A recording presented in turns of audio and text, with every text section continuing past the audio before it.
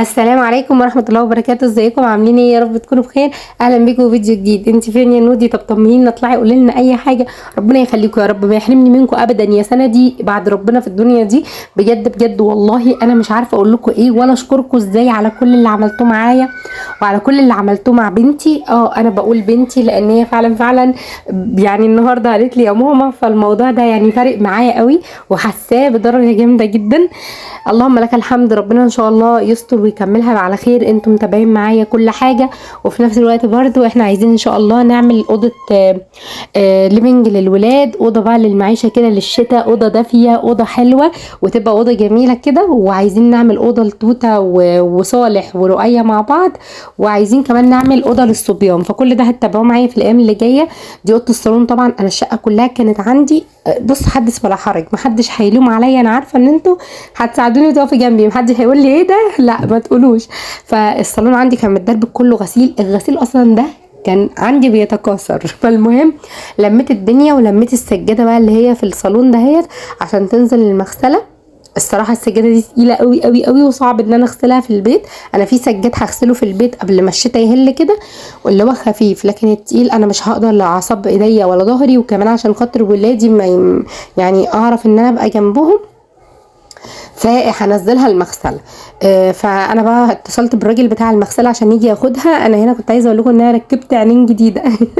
ركبت النضارات الجديده الحمد لله، عملتها الحمد لله الحمد لله. عايزه اقول لكم ان هي فارقه معايا جدا، حاسه ان انا كاني ركبت عيون من اول وجديد وبشوف بيها احسن. ناس كتير كلمتني على العمليه، بس انا يعني هصبر على موضوع العمليه ده لما استقر ويعني ربنا يقدرني كده واقدر ان انا اجيب شقه ولا حاجه، بحيث ان انا لما انقل ابقى اعمل العمليه كده وانا مرتاحه. انا بصوا يعني انا ببقى في عرض كل جميل الايام ده، هي عشان انا زي ما قلت لكم قدامي كام شهر وخلاص الشقه دي خلاص كده، ومش عايزه اطلع تاني على ايجار. نفسي يعني، بس لو الظروف حكمت هعمل ايه؟ يعني لا يكلف الله نفسا الا وسعها. وانتوا شايفين معايا اهوت، فاحنا متابعين ايه مع بعض. فالمهم حابه ساعتها يعني اعمل العمليه. المهم بقى لميت بقى السجاده دهيت وفي اليوم ده انا زي ما قلت لكم انا رحت بقى للمحامي واتكلم معايا، وان شاء الله هيكلمكم كمان بنفسه في الفيديوهات اللي جايه. هو بيعمل ورق هو قانوني، بس في نفس الوقت هو اللي عامله مخصوص للموضوع بتاعي، يعني الحاله دي بس. فهو ايه بالتفصيل الورق ده، يعني هو قال لي سيبيني بس اظبط الموضوع وانا باذن الله هقول لكم يعني على كل حاجه، وهوريكم يعني اي حاجه هيحصل فيها امضاءات او كلام من ده هوريها لكم، يعني عشان برضو ايه تبقوا عارفين. بس فالمهم انا فضيت بقى الاوضه ده اهي، وكنت مستلاها طبعا. صالح صحى وفطر، لكن توته كانت نايمه وعندي بقى محمد كان بيذاكر، ورؤية راحت المدرسه، وادم كمان كان لسه ما جاش يعني من الامتحان. طبعا انتوا عارفين انا ادم في اعدادي، فالامتحان بتاعه الصبح، فكان لسه ما جاش. بقى انتوا عارفين انا بعتمد على ادم في حاجات ياما، مثلا ما يجيب لي حاجه بيروح مشوار فببقى من غيره كده، ببقى مستنيه الوقت اللي هو يجي فيه، ربنا ما يحرمني من دخلته. فالمهم صالح بقى اتسلق ان انا شلت السجاده كده ودخل عمال بقى يلعب ويبهدل في الدنيا، وانا قلت له ماشي بقى العب براحتك عبال ما انا هلم الغسيل ده اطبقه. كنت عايزه بقى اشد الصالون اطلعه، بس برضو انا ما قدرتش لوحدي، خفت حد من الولاد يتخبط، خصوصا ان توته بتزحف مش بتمشي. فقلت لا انا استنى بقى هجيب حد يطلعهولي، اللي هو يعني ايه نجار يعني هيطلعهولي ويدخل لي بقى ايه الركنه هنا، لانها تقيله تقيله تقيله، وانا مش هعرف ان انا اشيل ابدا الكنب بتاعها اللي هو الكنبتين اللي في الصاله، عشان يبقى امان على الشباك. لان زي ما انا دلوقتي كنت خايفه يعني على صالح من الشباك، دلوقتي بقيت خايفه على صالح وعلى توته الاتنين مع بعض. المهم هنا بقى لقيتها صحت. عيطت لي، فرحت داخله على طول واخداها، واما بتصحى من النوم بتفضل شبطانه فيا كده حوالي ساعه، مش عايزاني ان انا انزلها الارض ولا عايزاني اقعد بيها، وعايزاني افضل شايلها كده بالمنظر ده. حاولت ان انا اسهيها واخليها تلعب يعني بعيد عني وكده، بس برضو ما امكنش، فضلت برضو شبطانه فيا. فقلت بقى طب انا هحاول اشتغل وانا شايلاها، بس بقى ايه معرفتش اكمل. قلت لها لا طب خلاص تعالى نقعد مع بعض، انت شكلكم مش عايزين اشتغل ومش عايزه اعمل حاجه. حتى في اليوم ده كده لما حسيت ان الراجل اتاخر، النجار اللي هينقل لي الاوض، فقلت طب انا قاعده كده بعمل ايه بقى، حاطه ايدي على خدي مش بعمل حاجه. فكان الرز جه. الرز بقى ده ايه، انتوا عارفين طبعا الناس اللي متابعيني من زمان عارفين ان انا كل سنه بشتري نص ارداب رز. النص ارداب ده بيبقى عباره عن 150 كيلو رز شعير، مش رز ابيض، رز شعير، بيبقى رز بالغلاف بتاعه او بالقشره بتاعته.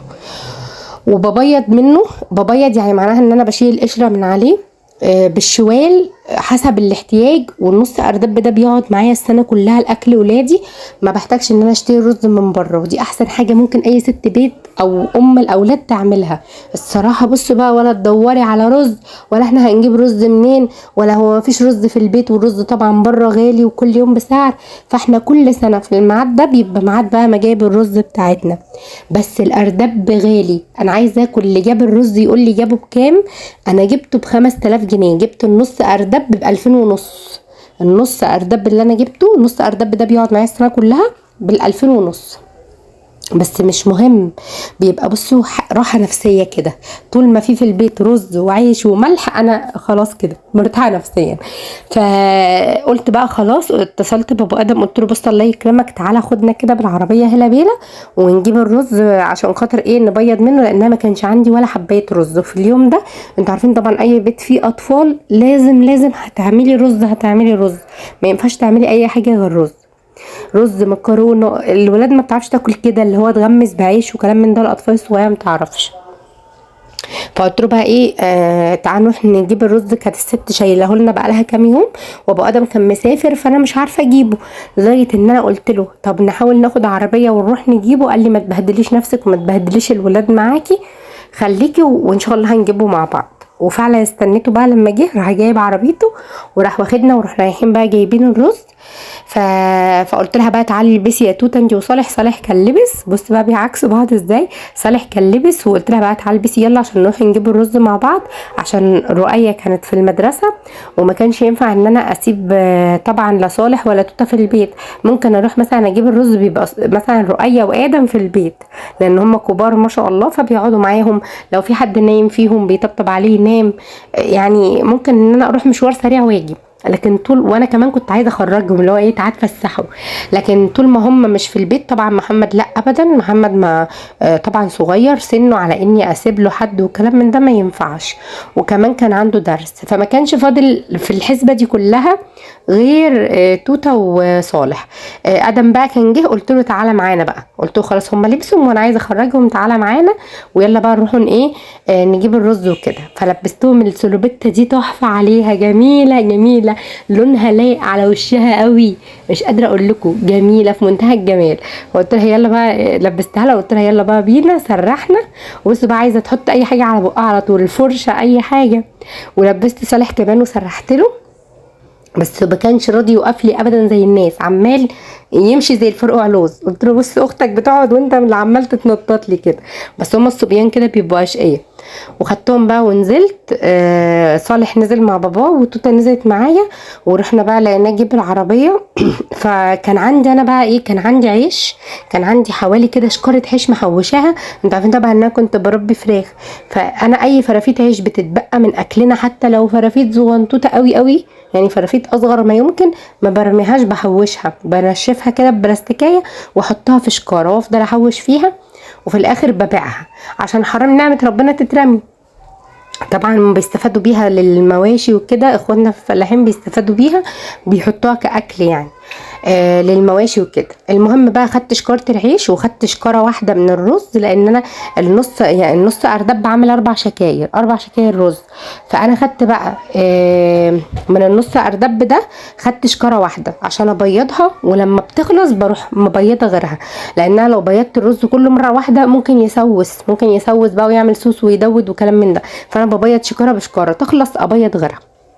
فخدناها على العربيه اهو وركبنا، وكانت هي بقى مبسوطه قوي، اول مره تركب عربيه نقل بقى يعني اكتر من العربيه الملاكي، وعماله بقى اللي هو ايه علمناها تقول بيب بيب، وماسكه الاكره بتاع خلعت الاكره. بصوا خلعت الاكره بتاعت الازاز. ابو ادم قال لها الاكره بتاعت الازاز اوعى تضيع، قلت لها ما تخافش هي بتلعب بيها وعايزه تحطها على بقها، وانا امسكها احوشها انها تحطها على بقها فتقوم تضحك. فضلنا على الحال دي لغايه ما وصلنا، وهي عماله بصوا تكهكه من الضحك، مجرد بقى ان انا احط ايدي بس كده اشيل البتاعه تروح ضحكه. بصوا بقى هنا وصلنا عند الراجل اللي هو المفروض ان هو بيبقى اسمها ايه فراقه، بيبقى اسمها فراقه. فوصلنا هناك، وطبعا هو بيشتري العيش وفي نفس الوقت بيبيض لنا الرز. بعت العيش، انتوا عارفين شوال العيش عامل قد ايه؟ عمل 140 جنيه. لا 130 يا رب، 130 جنيه، لانه قال لي هم طلعوا 16 كيلو والكيلو ب8 جنيه بيشتريه، فبعته ب130 جنيه. وبقى برضو ببيع له السرسه وكده، لما بيبيض الرز بيطلع سرسه برضو بيشتريها مني. مش عارفه باين الكيلو ب3.5 ب4، مش فاكره يعني بالظبط. فالمهم بقى بيضت الرز وخدتهم وروحت، وقلت بقى من بكره ان شاء الله نفرش فرش الشتاء مع بعض. هتنبسطوا بالفيديوهات اللي جايه، وهنعمل لهم اوضه جديده. ومع الف سلامه، ونتقابل ان شاء الله فيديو جديد.